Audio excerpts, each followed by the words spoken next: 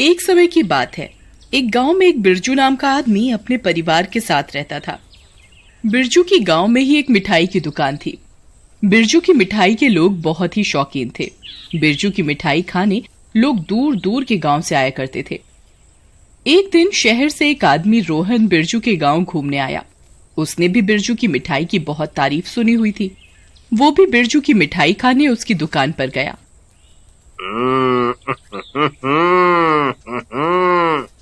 अरे, इसकी मिठाई कितनी अच्छी और ताजी लग रही है। मेरा तो मन कर रहा है बस खाता ही जाऊं, खाता ही जाऊं। देखते ही देखते रोहन बिरजू की दुकान की बहुत सारी मिठाइयाँ खाता है। मिठाई खाते खाते रोहन को एक आइडिया आता है। अरे, यहाँ पर तो बहुत लोग मिठाइयाँ खरीदने आते हैं। यहाँ की तो जगह भी बहुत सस्ती होगी। आखिर ये गांव जो है, क्यों ना मैं भी बिरजू मिठाई वाले के आगे अपनी दुकान खोल लूं। बिरजू की दुकान तो छोटी सी है। मैं एक बड़ी सी दुकान खोलूंगा। अंदर उठने बैठने का अच्छा प्रबंध करूंगा। यहाँ मेरा काम अच्छा चलेगा। कुछ ही दिनों में रोहन बिरजू की दुकान के आगे ही अपनी भी बहुत बड़ी सी दुकान खोल लेता है। परंतु रोहन की दुकान पर कम ही लोग आते, क्योंकि बिरजू की दुकान की मिठाई का स्वाद दूर दूर तक लोगों ने चखा हुआ था। एक दिन रोहन ये सब देखकर परेशान हो जाता है। अरे, ये क्या है? मुझे तो कुछ समझ ही नहीं आ रहा। अभी भी बिरजू की दुकान पर इतनी भीड़ होती है। मेरी दुकान पर तो कोई आता ही नहीं। पूरे दिन खाली ही पड़ी रहती है। मैं कैसे अपने आदमियों को तनख्वाह दूंगा? मेरी बिजली का बिल भी इतना ज्यादा आता है। ओहो, अगर ऐसे ही चलता रहा तो मैं तो एक दिन लुट जाऊंगा। तभी रोहन के दिमाग में एक आइडिया आता है।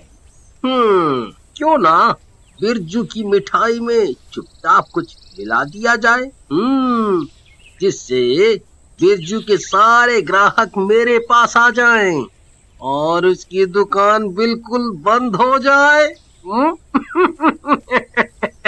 अरे वाह, क्या बात है, क्या बात है, क्या बात है। बन गई बात। ये काम हो सकता है। ऐसा करने से तो मैं बहुत जल्दी अमीर बन जाऊंगा। अगले दिन रोहन बिरजू के एक लेबर को अपने पास छुप कर आने को कहता है। बिरजू का लेबर रोहन के पास जाता है। बोलो भैया, आपने मुझे बुलाया? कोई जरूरी काम है क्या जो मुझे आपने चुपचाप आने को बोला? हाँ, मुझे तुमसे एक बहुत जरूरी काम है। बोलिए भैया, क्या बात हो गई?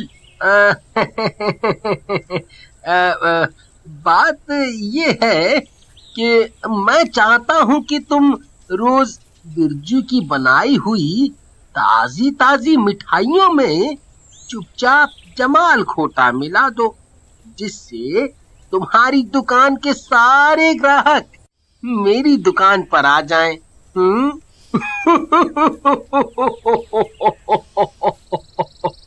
पर मैं ऐसा क्यों करूँगा? इससे मुझे क्या फायदा है? ये काम करने के मैं तुम्हें तुम्हारे मन चाहे पैसे दूंगा। बोलो। अरे वाह, क्या बात है। मैं ये काम जरूर करूँगा साहब। बिरजू का लेबर सोनू लालच में आकर रोहन की बात मान लेता है। अगले ही दिन से सोनू बिरजू की मिठाई में छुपकर जमाल गोटा मिलाता है। बिरजू की दुकान पर ग्राहक उसकी मिठाई में शिकायत निकालने लगते हैं। अरे बिरजू भैया, आपकी मिठाई तो इतनी अच्छी होती है, एकदम ताजा। आज क्या हो गया आपको? आपने बासी मिठाई दे दी क्या? अरे नहीं भैया, आप ऐसी बात क्यों कर रहे हो? मैं तो रोज ताजी मिठाई बनाता हूँ। बिरजू समझ नहीं पाता कि उसकी मिठाई में क्या दिक्कत आ रही है। वो तो रोज ताजी मिठाई बना रहा है, पर लोगों का उसे खाकर पेट खराब क्यों हो रहा है। देखते ही देखते बिरजू के सारे ग्राहक रोहन की दुकान पर आ गए। एक दिन बिरजू ने देखा तो परेशान होकर अपनी ही दुकान में फांसी लगा ली। तभी से बिरजू की आत्मा गांव में घूमती है। एक दिन बिरजू की आत्मा ने देखा कि बिरजू का लेबर सोनू उसकी दुकान में काम कर रहा था। तभी सोनू रोहन से बात करता है। भैया, मेरी तनख्वाह बढ़ा दो। आपने जो बोला था मैंने वो सब किया। मैंने बिरजू की दुकान तक बंद करवा दी। बिरजू का काम ना चलने के चक्कर में वो बेचारा मर गया। मेरी थोड़ी तो तनख्वाह बढ़ा दो भैया। यह सब बिरजू की आत्मा देख रही होती है। इस धोखेबाज को शर्म नहीं आई। इसने मेरे साथ ऐसा किया। मैं अब इसको नहीं छोड़ूंगा, नहीं छोड़ूंगा। बिरजू की आत्मा ने ठान लिया कि अब रोहन की दुकान भी बंद करवानी है। रोहन को भी उसके कर्मों की सजा मिलनी चाहिए। बिरजू की आत्मा उसी दिन से रोहन की दुकान में कुछ न कुछ गड़बड़ करने लगती है, जिससे कि रोहन की दुकान के ग्राहक कम हो जाए और वो भी दुकान बंद करने पर मजबूर हो जाए। कभी रोहन की दुकान की मिठाइयों से अजीब सी बदबू आती तो कभी उसकी दुकान में जब लोग होते तो बत्तियां खुद ब खुद ऑन ऑफ होने लगती।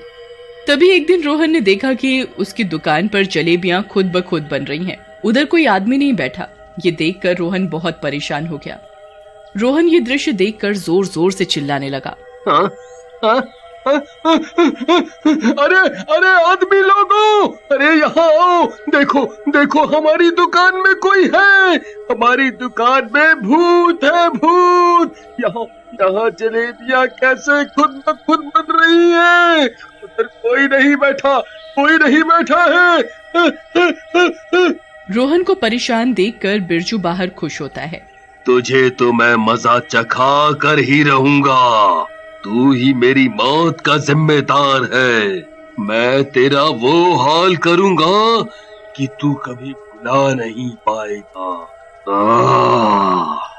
ये सारा दृश्य वहाँ बैठे ग्राहक भी देख लेते हैं। वो ये सब देखकर बहुत डर जाते हैं और उसकी दुकान से भाग जाते हैं।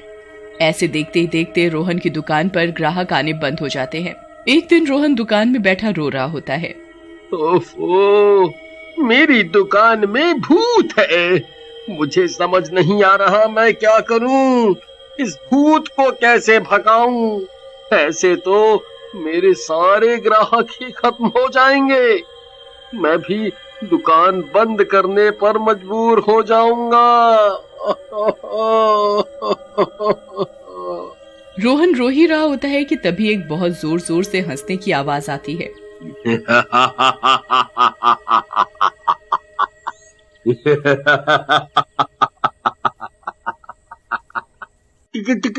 कौन कौन कौन है, कौन है? तभी बिरजू की आत्मा रोहन को दिखाई देती है।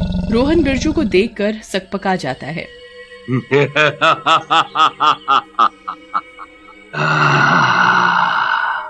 रोहन, तू तो गया।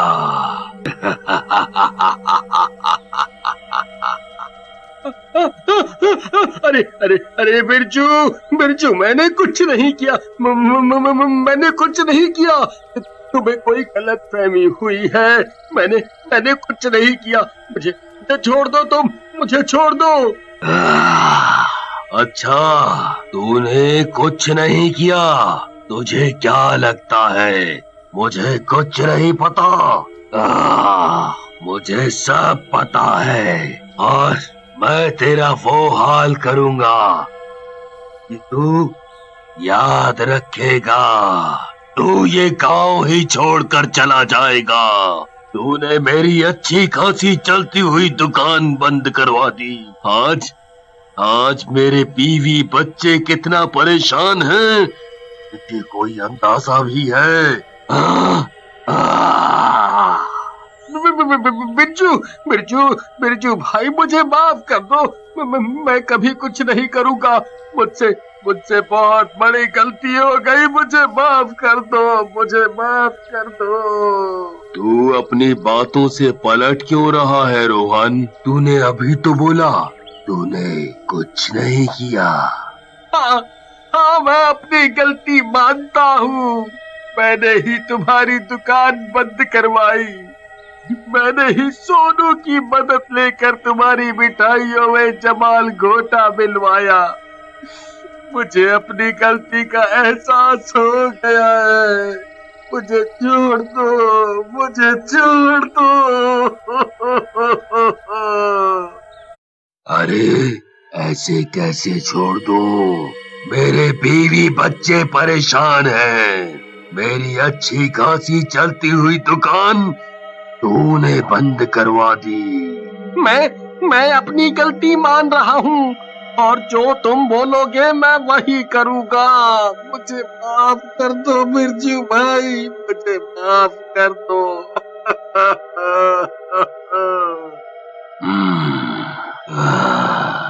तुम्हें माफी तभी मिलेगी जब तुम मेरी बीवी को 50 लाख रुपया मेरे बेटे चंदन की पढ़ाई के लिए दोगे।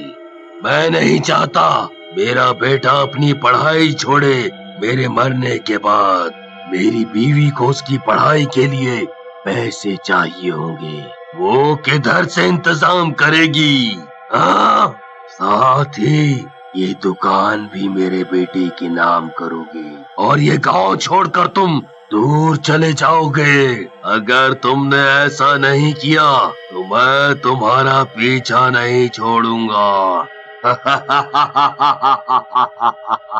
मैं तुम्हें मरने पर मजबूर कर दूंगा।